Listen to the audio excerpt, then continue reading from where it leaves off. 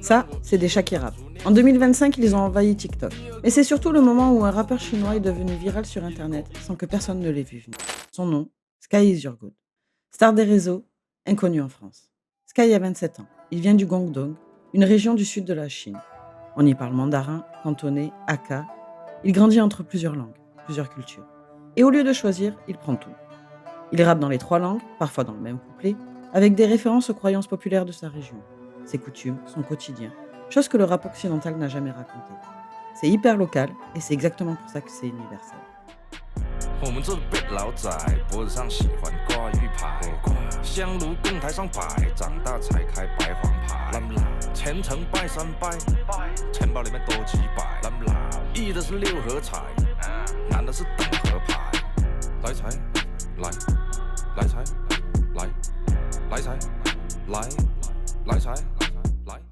Tout commence sur Douyin, le TikTok chinois, avec un son, Karma Code. Le morceau prend vite, très vite. Puis quelqu'un poste une vidéo de chat avec le son en fond. Et c'est vite devenu viral. La vidéo fait 10 millions de vues. Le son migre sur TikTok, puis Instagram. Et entraîne avec lui un deuxième titre, Blueprint Suprême. Le monde entier connaît sa musique sans savoir d'où ça vient. Et ça devient viral.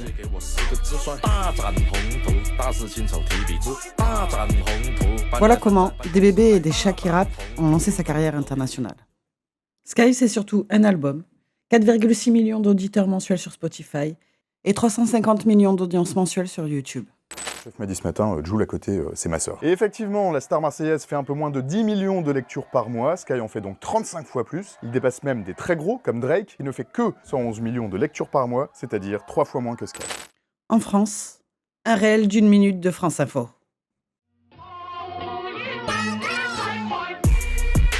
别墅里面唱 K， 水池里面银龙鱼。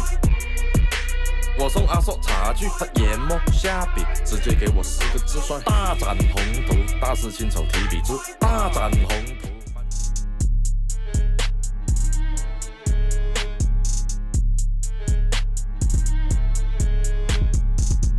如果要谈一谈生意呢，说要有牌面得开呀，老板娘的手举盖下去嘛，说我的车脸像陈伟霆，哦哟，嘴甜说的对哇，那小时候还长得像黄宗泽，时间差不多嘛，走感性，我先把小龟开出去。喂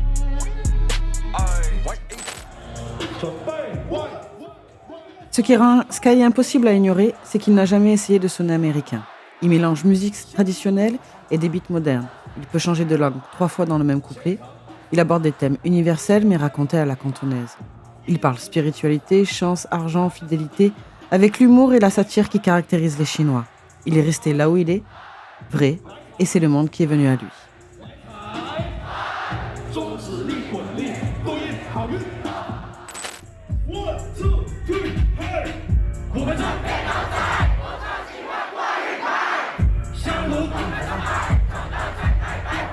La première fois que j'ai entendu, j'ai absolument rien compris, mais j'ai grave kiffé.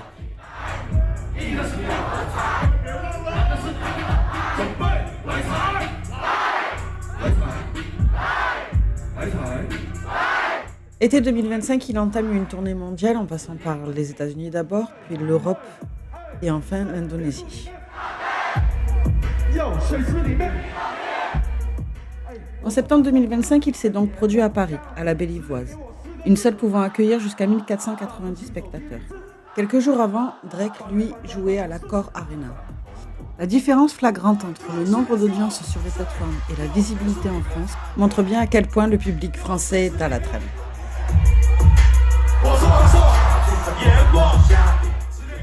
Sur les réseaux sociaux, absolument tout le monde connaît ses sons. Mais toi, tu connaissais le rappeur derrière tout ça ?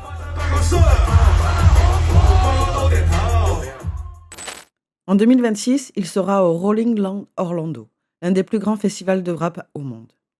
Et un nouvel album est annoncé pour 2027. La machine est en marche. La France va bien finir par le découvrir. La question est, tu veux le découvrir maintenant ou attendre que tout le monde en parle ? Cette série, c'est justement pour ceux qui ne veulent pas attendre. Prochain épisode, direction Taïwan. On va parler du phénomène Ozzy. À bientôt!